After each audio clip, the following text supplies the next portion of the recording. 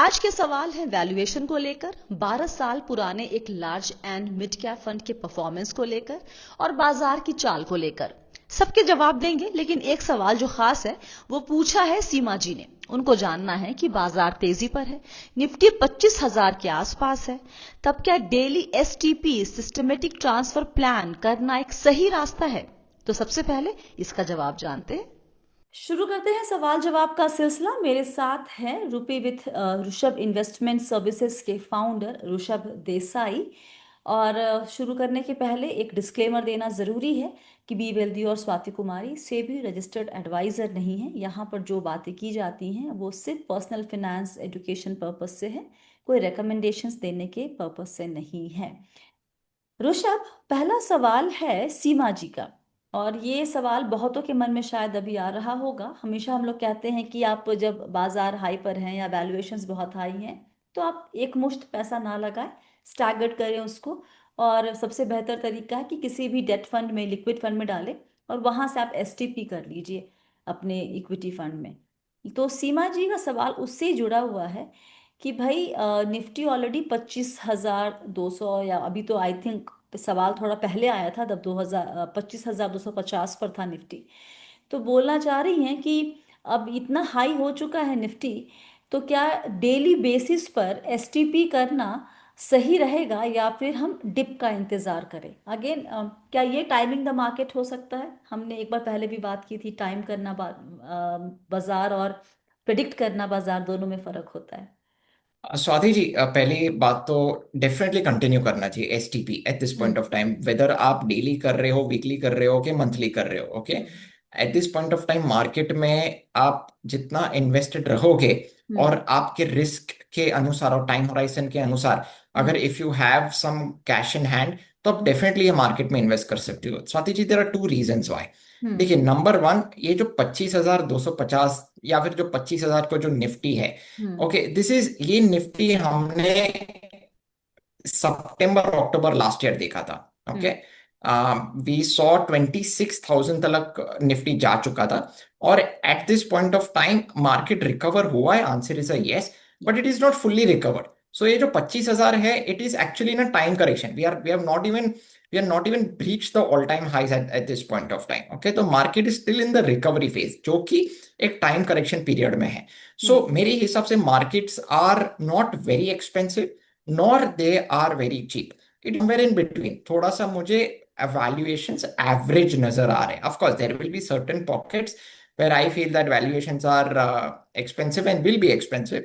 But मोटा मोटी मेरे हिसाब से I think we have yet to recover fully, और हम लोग एक बुल मार्केट साइकिल में we have yet to enter. So at this point of time, STP हो, एसआईपी हो, आप प्लीज कंटिन्यू करें, कुछ भी स्टॉप ना करें। आपके पास एडिशनल कैश हो, आप आपके रिस्क के अनुसार, टाइम होराइजन के अनुसार आप डेफिनेटली मार्केट में निवेश भी कर सकते हो। क्योंकि ये तो हम निफ्टी के लेवल्स देख रहे हैं। वैसे तो काफी सारे स्टॉक सेक्टर्स और इक्विटी म्यूचुअल फंड्स ऐसे हैं जो कि negative, they are still negative at this point of time. Hmm. आप उनका 3 मंथ, 6 मंथ, 1 ईयर रिटर्न्स उठा के देख लीजिए। काफी सारे ऐसे इक्विटी जो highly volatile, high risk equity products है, दे आर स्टिल नेगेटिव। तो मेरे हिसाब से अभी भी काफी अच्छा अपॉर्चुनिटी है। बट एक साथ पैसा में डालना रेकमेंड नहीं करता हूँ, क्योंकि we are still living in very uncertain times, Swati ji. जी। You know, geo political tension में भी हम रह रहे, प्लस इकोनॉमिक टेंशंस में भी, मींस जो ट्रेड वॉर्स भी जो ग्लोबली चल रहे हैं उसमें भी हम ये दौर में जी रहे। So I don't see a major dip, क्योंकि हमने ऑलरेडी एक मेजर डिप देख चुके हैं 2-2.5 महीने पहले। Hmm. But you just never know. I feel we are still in a time correction. आप कंटिन्यू कीजिए। अगर हम्म। आपको अच्छा खासा और फर्दर डिप आता है तो आप लमसम ज्यादा आप पैसा डाल सकते हो। But at this point of time just continue your STP और SIP, whatever it is, exactly the way it is. All right. अगला सवाल है शैलेश कुमार शुक्ला जी का। 7,000 की एसआईपी में से 3,000 पराग पारिक फ्लेक्सी कैप में है, 2-2 हजार Mirae Asset large and mid cap और ICICI Pru value discovery fund में। दो सवाल है, क्या मुझे प्रेजेंट परफॉर्मेंस को देखते हुए मेरे वाले फंड को किसी multi cap fund like Nippon India या फिर किसी large and mid cap fund like Motilal Oswal large and mid cap में स्विच कर लेना चाहिए? पहला सवाल। दूसरा, मैं अपने पोर्टफोलियो में एक स्मॉल कैप और एक मिड कैप और ऐड करना चाह रहा हूँ। क्या ये सही समय है स्मॉल और मिड कैप में इन्वेस्ट करने का वैल्यूएशन को देखते हुए? यदि हाँ, तो मेरे पोर्टफोलियो को देखते हुए वो कौन से दो फंड होने चाहिए?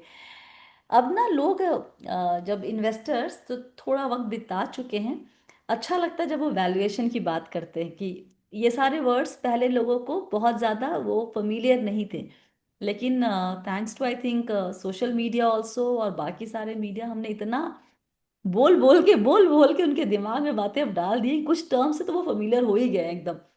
तो बताइए, पहली बात, मेरे Asset large and mid cap काफ़ी वक्त से परफॉर्मेंस खराब है उनकी, राइट? अभी लेकिन मैंने उनका एक, मैं स्क्रीन शेयर करती हूँ फिर से आपके साथ भी और बाकियों के साथ, एक फ़ोटो है, ये वैल्यू रिसर्च से ली हुई है। तो अभी ये जो रिटर्न दिख रहा है यहाँ पे, उस फंड का भी नाम है जिस फंड का, जिसमें ये स्विच करना चाहते हैं, मोतीलाल, नहीं मोतीलाल का था, मोतीलाल यहाँ नहीं है।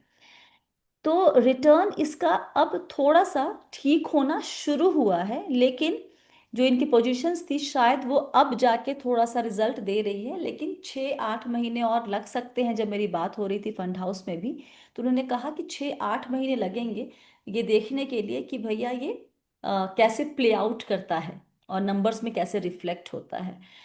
तो आपका, आपकी राय क्या है इस फंड पर, इस फंड हाउस पर और इस पर्टिकुलर स्कीम पर? स्वाति जी, पहले तो absolutely I am really glad के लोग अभी वैल्यूएशन एज अ पैरामीटर को देखने लगे, समझने लगे। हम एक्चुअली गुजराती में ये हम बोलते हैं कि भाव भगवान है। अच्छा। Right, actually price is God. अगर आप सही प्राइस पे अगर आप इन्वेस्टमेंट नहीं करते हो, देन हम्म। आपको आप फंस भी सकते हो, या फिर आपको लंबा समय लग सकता है to get the returns what you are expecting in your head. Right, so अगर हम्म। आप सही समय पे, सही वैल्यूएशन पे, सही प्राइस पॉइंट पे अगर इन्वेस्टमेंट करोगे तो definitely superior risk adjusted returns, वो भी डबल डिजिट्स में आपको देखने को मिलेंगे, specially in the equity segment. Hmm. So I M first of all I am very glad कि वैल्यूएशन एज अ पैरामीटर को देख रहे हैं। सो मैं पहले उनका सेकंड क्वेश्चन ले लेता हूँ कि हम्म। मिड एंड स्मॉल कैप में इन्वेस्टमेंट करना चाहिए या नहीं करना चाहिए। देख, मिड एंड स्मॉल कैप्स में अभी भी valuations are not very expensive but are not very cheap as well. Hmm. हाँ, लॉन्ग टर्म एवरेज से थोड़ा ऊपर अभी जा चुका है, answer is a yes. So मैं ऐसा रेकमेंड करता हूँ कि just stagger out your investment, सब कुछ एक साथ डालने की जरूरत नहीं है। 2-2.5 महीने पहले was actually the right time to invest a good chunk of money in in mid and small cap space.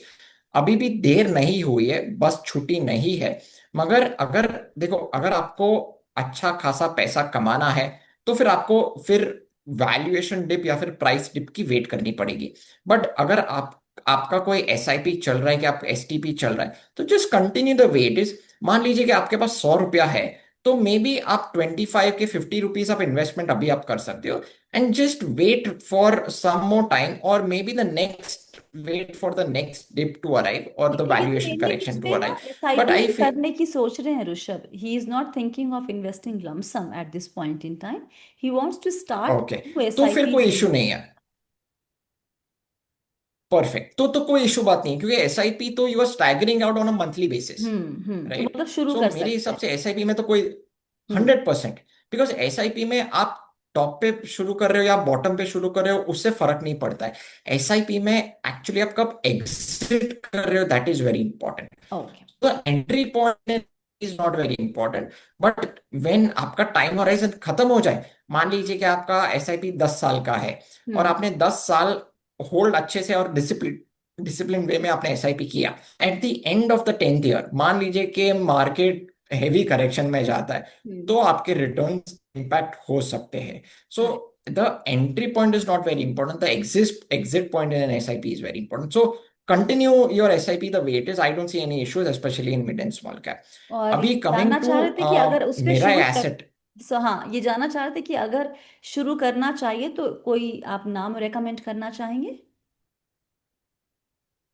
सो मुझे ईडल वाइज मिड कैप फंड अच्छा लगता है from the okay. Mid cap space. Hmm. And small cap में मुझे कोटक का small cap fund अच्छा लगता है। ओके। सो ये दो फंड में आप शुरू कर सकते हो, बट अगेन ध्यान में रहे कि these two products will be extremely volatile.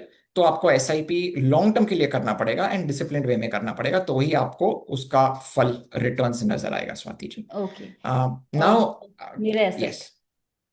yes, so coming to the Mirai asset, हाँ अभी Mirai asset did have a rough patch. There was no second to that. But AMC is absolutely top quality. Management is top quality.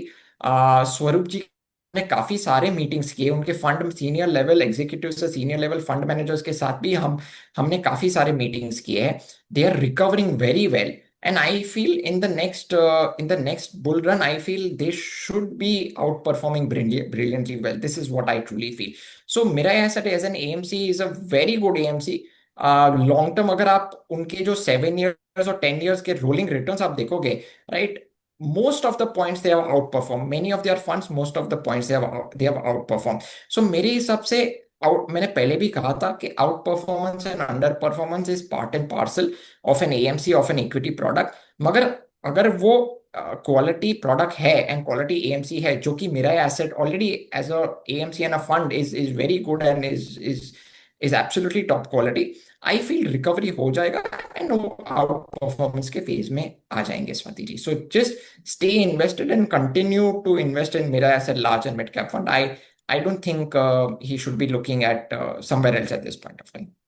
और शैलेश जी, आप एक बार अपना asset allocation या फिर diversification तो आपने किया हुआ है लार्ज मिड और स्मॉल में, लेकिन उसमें जो एलोकेशन है वो चेक कर लीजिएगा.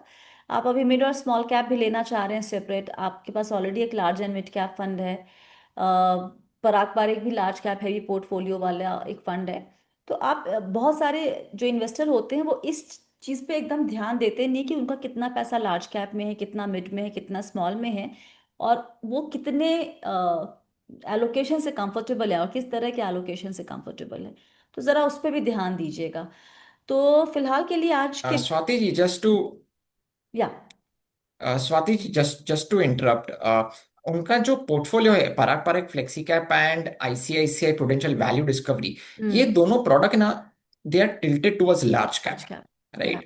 और जो लार्ज एंड मिड कैप का जो फंड है मेरा एसेट का, so 50% of that is constantly allocated to large cap. Large cap. So उनके पास ऑलरेडी अच्छा खासा लार्ज कैप एक्सपोजर तो है ही है by default. So I am very comfortable. That is the whole reason why I said के आप मिड एंड स्मॉल कैप में आप इन्वेस्ट करिए, क्योंकि ऑलरेडी लार्ज कैप एक्सपोजर है. अगर लॉन्ग टर्म में वेल्थ क्रिएट करना है तो रिस्क तो लेना ही पड़ेगा Swati ji, mid and small caps में नॉर्मली करना होता पड़ेगा. क्या है ना ऋषभ, जब ये लोग कैटेगरी स्विच करते हैं, इसमें कहा कि मल्टी कैप में चला जाऊं क्या, तो उसके पीछे वजह क्या है, why do you want to go to multi cap. वहां पर 25-25-25 रहेगा, तो क्या आप अपना एलोकेशन थोड़ा बैलेंस करना चाहते हैं, रिजिक करना चाहते हैं, वो देख रहे हैं, या सिर्फ आप देख रहे हैं कि वो कैटेगरी कैसा रिटर्न दे रही है, मैं इसलिए वहां स्विच कर जाऊं. There could be an number of reasons. I think इस एंगल को लोग नहीं ध्यान देते हैं कि मैं मेरा एलोकेशन अलग अलग कैप्स में कितना है, क्या मैं उसको बैलेंस करके चल रहा हूँ या अपने रिस्क के हिसाब से मैं उसको लेकर चल रहा हूँ या नहीं. ऑलराइट. तो फिलहाल के लिए यही है इतना आज के वीडियो में. सवाल जवाब का सिलसिला चलता रहेगा आगे भी बी वेल्दी पर. तो आपके पास भी अगर सवाल हैं तो भेजना चाहें तो हमारे व्हाट्सएप नंबर और ईमेल आईडी पर आप भेज दें. दोनों स्क्रीन पर भी हैं और डिस्क्रिप्शन बॉक्स पर भी. जानने के पहले से thank you to Rishabh. Please, मतलब ये रिक्वेस्ट है, आप लोग सिर्फ जवाब सुनते हैं और भग जाते हैं, ऐसा नहीं चलता है. लिखिए नीचे जाके थैंक यू. और याद रखिए, आप हैं मेरे अनुस्वाति के साथ और हम सब है बहुत ही सावधानी और समझदारी के साथ अमीर बनने के सफर पर. वक्त देने के लिए बहुत बहुत शुक्रिया. Stay blessed, healthy and be wealthy.